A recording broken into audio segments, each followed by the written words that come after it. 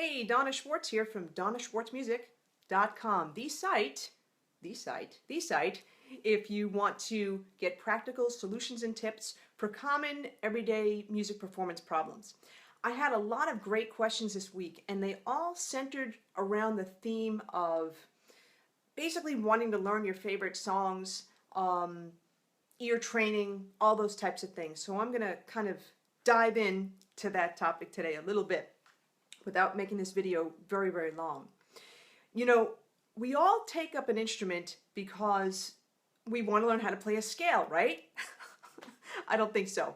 We all take up instruments because we either like the sound of the instrument, it sounds just amazing, or we want to play our favorite songs and we heard someone playing something really amazing on our favorite instrument and we wanted to take that up. So, you know, like for example, I know when I was growing up, I remember in elementary school we were allowed to pick instruments. I actually first wanted to play the drums. And I told my mom and she said, no, it's too loud. So I said, okay. So my elementary band teacher was a trumpet player. He was a professional. And he obviously played really well. And that was it for me. And I said, I want to play trumpet. No, that's not too loud. Anyway, I wanted to play in trumpet. So the thing is, what attracted me to the trumpet was the gloriousness of the sound of it. I don't remember what he played, but to me it just sounded amazing, you know, and I'm sure it was a popular tune, and I knew that I wanted to sound like that. So, you know, we all kind of had that desire to do that, right? That's why we take up instruments. So the big burning question is, well, I want to play my favorite song, I just don't know how to start. I don't know how to, you know, I don't have a music degree, you know, and a lot of people think, oh, I've got to have a music degree or I've got to read music in order to be able to play my favorite songs on my instrument. No, that's not true. In fact, I'll tell you, I wish I had the training or the teaching that I teach my students now when I was younger. Because when I was younger, the way I was taught, and I'm sure a whole bunch of folks, we were taught to read and play at the same time. So we had our Breeze Easy book, which is a good series, by the way, but the Breeze Easy book. And, you know, you had to rent your trumpet, you had to sit there, figure out how to play the thing, you know, in a 30-minute group lesson. We had 20 kids in a hot attic. I'll never forget this, 20 kids in a hot attic, and we're learning how to play the trumpet. So trying to figure out what the teacher's saying and do a page a week in the Breeze Easy book. That's insane. I'm sorry. That's nuts. And when I became a teacher, I didn't, you know, give a page a week, but that was a system that I knew, and I started to teach people that way, and I was wondering why kids were dropping. They were dropping because that's just information overload. You really should be learning the instrument first, learning the mechanics of the instrument, learning to make a beautiful sound, learning about breathing, all that kind of stuff. But also, and this is the kicker that a lot of people forget about, developing your ears. You see, the thing is this, you're not going to be able to understand those black dots on the page if they make no sense to you. But if you have a rich vocabulary of songs, patterns, licks, all types of things in your head, then those dots are going to make sense. So the first thing that I want to get into is part of the how. And the thing is this, when people want to start learning their favorite songs, they think of something like Giant Steps and they want to learn John Coltrane's solo. Okay, good luck with that. As your first solo, that's a little wacky, okay? Why not take something a little simpler, or a lot simpler, or take something that, you know, like a simple folk song or something like that, or, you know, a standard, a jazz standard, or even just a standard from, you know, from the 30s or 40s or whatever it may be, rock song, it doesn't matter. Take something that either is really, you know, a simple folk song or something you really, really, truly like that's not too challenging at first. Challenging meaning too many jumps all over the place, too many complex rhythms. Okay, you don't want to do that. So take something that is within your range. It'll be challenging, but not ridiculous. Not so ridiculous that you're going to say, I can't do this, I'm going to quit. Okay, so that's the first thing. Take something that you can handle. Get that tune, phrase, whatever you want to call it, burned in your brain. Okay, meaning that, like right now, I should be able to hear the tune Over the Rainbow. And I am.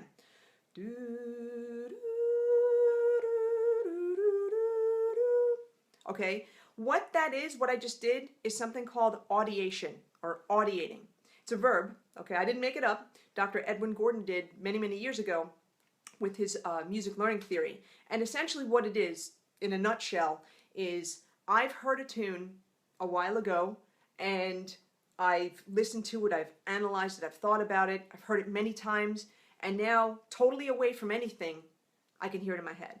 Okay, that's audiating. And that is the secret sauce. The secret sauce for learning how to play songs by ear. Okay, whether it's jazz, classical, it doesn't matter. And that's the skill that needs to be developed. So pick a melody that you really like and hear it, burn it in your brain, get it up in there so that you can audiate it at any time that you want. Okay, that's the first step. The next thing is take a part of that.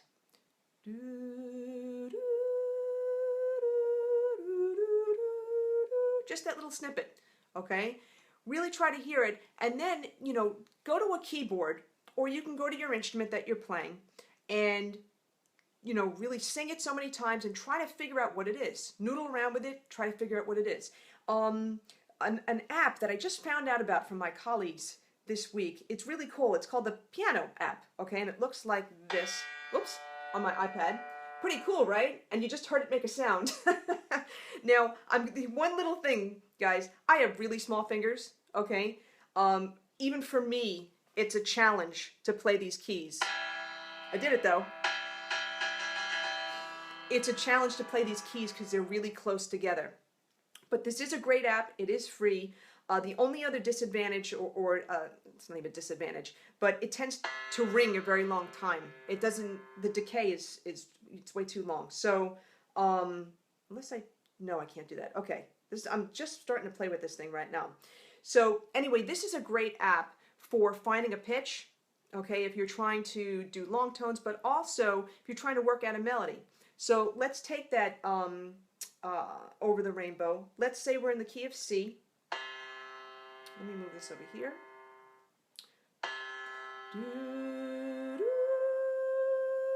Now that is a big jump, so this may be a tricky song for beginners, but the thing about this tune is that we all pretty much know it, right? It's part of a lot of our culture, right? Okay? So try to hear that next pitch. Nope. Nope. Nope. Ooh. Nope. Ah. There it is. I got it. Okay, so I know the first interval's an octave. You see what I'm doing there? I'm really breaking it down. This requires patience, which most people, including myself, do not have. All right, but if you want something badly, you'll do it. Okay, so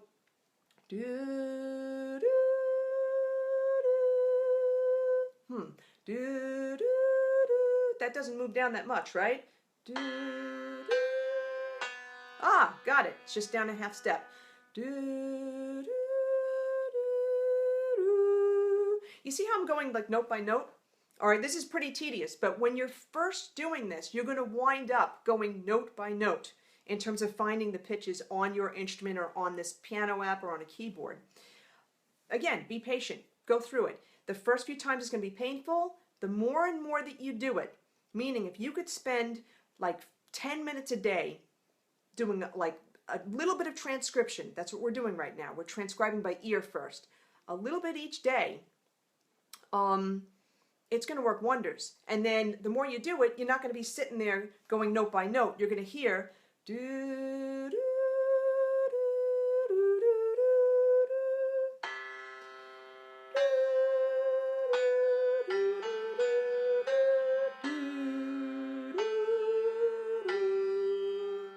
the idea? Okay? So I don't want to make this whole thing about learning over the rainbow, but the point is be patient, be persistent, break it down to little chunks, okay? And then you make 1% progress towards getting the entire melody or the entire song, entire solo, whatever you're working on. But make sure that this initial melody that you're working on is something that you like. If you don't like it, you're going to kind of get bummed out pretty quick, and you're going to get impatient quicker. All right, so make it something that you really, really, truly want to learn. And hey, if you do want to do that John Coltrane thing, well, God bless you, But, what I would say then is take advantage of some great apps out there. There's a free one on Windows called Best Practice. And yeah, I think that's what it's called. I don't have Windows, but my students have told me that. I use the Amazing Slow Downer. It's amazing, quite frankly. You do have to pay for it, though. I forgot how much it is now. I've had it for a couple of years. But you could definitely slow down the piece or the phrase, a lot, and it won't change the pitch unless you want to change the pitch. Okay, so that's another tool that you can use in transcribing. Now, another question that people ask, is transcribing writing down? Well, that's the piece of it, but I wouldn't do that right away. To be honest with you, when I teach my students now, I teach them to learn songs by ear, and it's simple folk melodies. Some they don't know because I'm testing to see that they're following the process. But we're learning it by ear. We don't look at it. We don't write it down for a very long time. We learn to hear it first. We learn to sing it, and then we learn to manipulate it by maybe changing it into like a minor key, changing the meter from a duple to a triple meter. Really know the tune, and then we learn how to play it on our instruments. Then we learn how to read it, and then we could write it down. Okay, so the writing down process. Let's say you're doing a jazz lick or something like that. Burn it in your brain, okay? Keep hearing it over and over again. That's what the jazz greats did. Sing it, sing it, sing it, sing it, sing it, sing it. Sing it and check yourself. Make sure you got the right pitches. Figure it out, note by note on your instrument. Use tools like the Amazing Slow Downer and Best Practice. I'm sure there's others. Actually, there's ones on the iPhone that I don't know the names of them. My student told me this week, but there are other ones on the iPhone and the Android too that will help you as well. And get them down. Then start to learn them on your instrument slowly, build up the speed, and then after you have it on your instrument, when you really have it, then write it down and use that as a reference. You're going to be learning tons of songs, licks, all that kind of thing. So make like a reference book, okay, of licks, a reference book of songs, whatever you're trying to work on. So that's one way to deal with transcribing. Here's what a lot of us who went to music school, and I know for me, and I know this is true for a lot of folks, when you go to college, or nowadays in high school, they even had this, and I had this too, actually, back in high school, because I was part of the AP Music Theory program for a few years. There's a component of that called ear training, and a lot of people dread it. And the reason why they dread it, and I can speak for myself and for my friends, is because we weren't trained, our ears were not trained from the very beginning. Now, you may sing in choir, that's awesome, but the thing is, we weren't, in choir, you're learning to parrot. You're immediately echoing what the teacher's singing, and it's not sinking in, okay? But with ear training, the basic ear training college curriculum is, memorizing what intervals sound like a second, or a third, or a fourth. Here comes the bride. Stuff like that. Learning little tricks to try to remember those intervals. The thing, though, is that when you haven't trained your ears, that stuff's hard. It's challenging. It's humbling. Okay?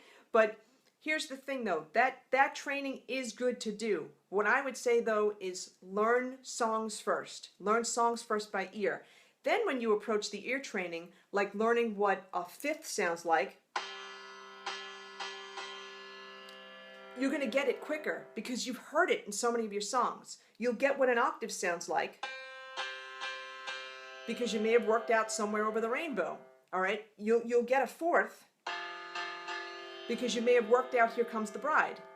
Okay? So traditional ear training does have its place, but I'm going to say let's learn songs first by ear. Really learn them, really get them in your instrument, and then approach the traditional ear training, and that will definitely help really build your ears. And then you're going to start to see it and start to hear it more and understand it more. Okay? So those were basically the questions that I had with regard to transcribing and ear training. I hope this little Facebook Live session helped you. Please share it. Okay? Share the replay and share it with your friends, your colleagues, band directors, other musicians and stuff like that. I would appreciate it. I think it would help them a lot. All right, and if you have any other questions that you want me to answer on Facebook Live, then just go to my page on Facebook, Donna Schwartz Music, or go to my website, donnaschwartzmusic.com, hit the contact me button, or even better yet, sign up and subscribe. I have weekly newsletters that have weekly practice tips. Some are videos, some are me giving you some of the experiences that I have from teaching for a long time and playing for a long time. But these are tips that are based from experience. It's not just theory. It's not just coming from a book. It's based on what I've seen, what I've done, some of the mistakes I've made, some of the mistakes my students have made, and they'll definitely help you. They've helped a lot of people so far. All right, so thanks for joining me today. Again, share this replay. Check out my website, donnaschwartzmusic.com, and I'll see you very soon. Take care.